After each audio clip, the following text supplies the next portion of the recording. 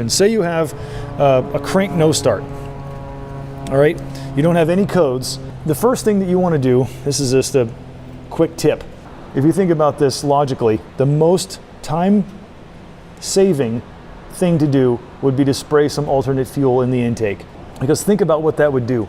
If you spray some alternate fuel into the intake on a crank no start, if it starts, what does it tell you? If it starts, you do not have an ignition problem, you don't have a compression problem, you don't have a computer problem, you don't have a key problem, you don't have any of that. All that, if it starts, you know you have a fuel problem because all you did was add fuel. If it doesn't start, then okay, well, you're gonna have to go other places. But it's a very quick, easy way, especially on a Chevy pickup, to determine if you might need to look into that fuel system.